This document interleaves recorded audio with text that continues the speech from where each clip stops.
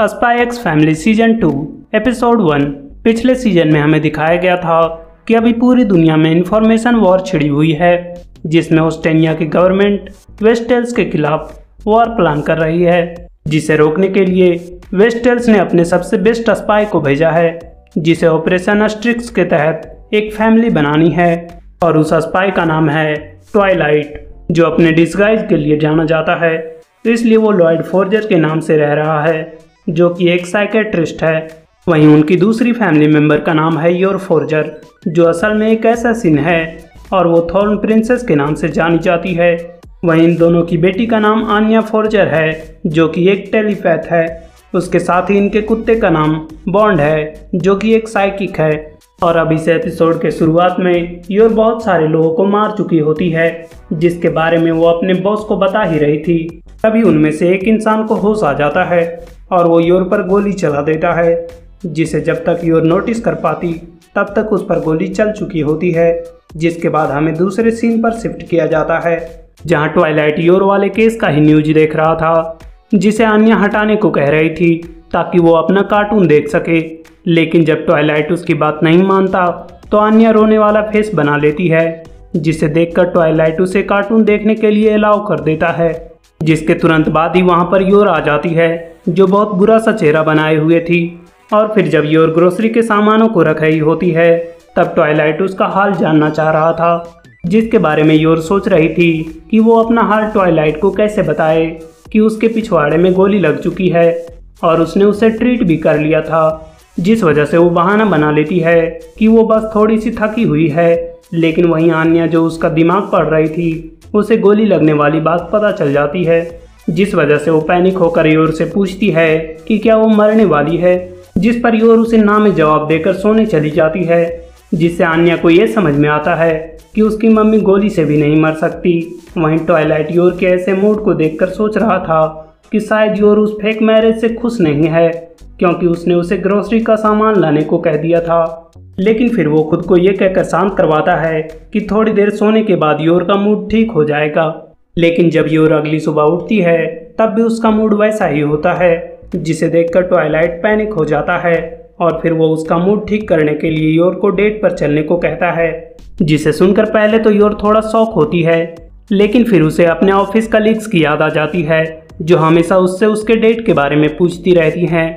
जिस वजह से योर दर्द में होने के बावजूद भी वो डेट के लिए मान जाती है। उसी समय आन्या इस डेट की बात को सुनकर वो भी उनके साथ ही जाना चाह रही थी, लेकिन ट्वाइलाइट उसे ये कहते हुए मना कर देता है कि ये एक डेट है, इसलिए वो उनके साथ नहीं जा सकती। जिसके बाद ट्वाइलाइट आन्या को फ्रैंकी के साथ छोड़कर योर के साथ डेट पर जा रहा था, लेकिन फ्रैंकी इसके लिए नहीं मान रहा होता, तो ट्वाइलाइट उसे पैसे देकर मना लेता है। जिसके बाद ट्वाइलाइट योर को कार में बैठने को कह रहा था, लेकिन योर अपने दर्द की वजह से कार में बैठने से मना कर देती है और डेट पर पैदल ही जाना चाहती है। जिसके बाद जब वो दोनों जाने लगते हैं, उसी समय फ्रैंकी आन्या को उसका फेवरेट कार्टून देखने के लिए बुला रहा था। लेकिन तभी आन्या को उसके कार्टून का एक सीन याद आ जाता है और वो उनका पीछा करने का प्लान बनाती है, जिसके लिए फ्रैंकी भी मान जाता है और फिर वो दोनों भेष बदलकर उनका पीछा करने लगते हैं। वहीं जब वो उनका पीछा कर रहे थे, तब आन्या उनका माइंड नहीं पढ़ पा रही थी और फ्रैंकी ये देखना चाह रहा था कि ट्वाइलाइट फ्लर्ट कैसे करता है। वहीं ट्वाइलाइट ने भी इन्हें नोटिस कर लिया था, लेकिन वो ऐसा एक्ट करता है कि उसने उन्हें नहीं देखा। जिसके बाद ट्वाइलाइट योर को लेकर एक शॉप में जाता है, जहां वो योर को एक कोट पैंट ट्राई करने को कह रहा था, लेकिन योर अपने दर्द की वजह से उस ड्रेस को ट्राई करने से मना कर देती है। जिसके बाद वो अलग अलग जगहों पर जा रहे थे और योर हर उस काम को करने से मना कर रही थी, जिससे उसका दर्द और बढ़ सकता था। जिसके साथ ही वो जहाँ जहाँ भी जा रहे थे, उनके पीछे पीछे आन्या और फ्रैंकी भी थे। वहीं इतने जगहों पर जाने के बाद भी योर का मूड ठीक नहीं हुआ था, जिसे देखकर फ्रैंकी काफ़ी खुश हो रहा था, क्योंकि आज ट्वाइलाइट का फ्लर्टिंग स्किल काम नहीं कर रहा था। वहीं आन्या उसको खुश होता देखकर गुस्सा हो जाती है। जिसके बाद ट्वाइलाइट योर को लेकर एक रेस्टोरेंट में जाता है, जहां आखिरकार योर किसी तरह से बैठ जाती है।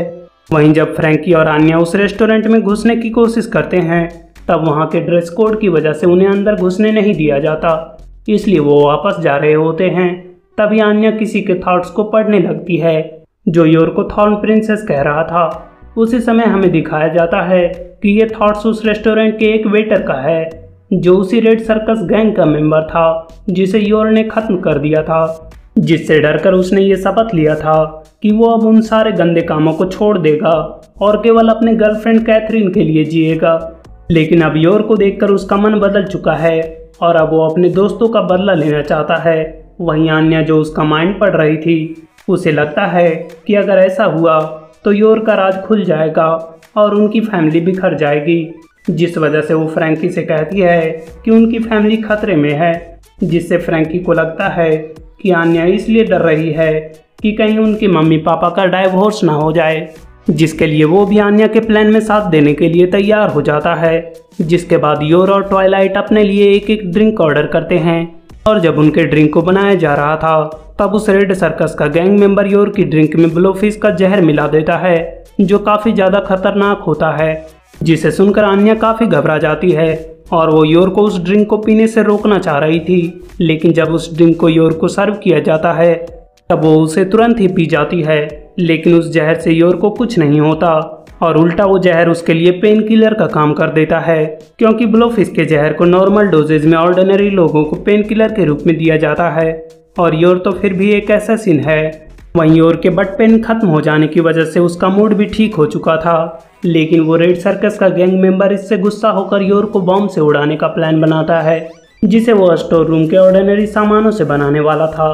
वहीं फ्रैंकी और आन्या एयर डक्ट में आगे बढ़कर नीचे उतरने वाले थे, लेकिन जब तक फ्रैंकी पीछे मुड़कर देखता है तब तक आन्या वहां के वेंटिलेटर से ही गायब हो चुकी थी। उसी समय वो रेड सर्कस का गैंग मेंबर स्टोर रूम की तरफ जाते हुए ऑलिव ऑयल में फिसलकर गिर जाता है और जब वो स्टोर रूम के अंदर घुसता है तब उसके सर पर एक टोकरी आकर गिर जाती है जिसमें एक डब्बा भी था, जिसे वो गैंग मेंबर बम बनाने का सोच ही रहा होता है कि तभी वो डब्बा बहुत जोर का धमाका करती है जिससे वो बुरी तरह से घायल हो जाता है।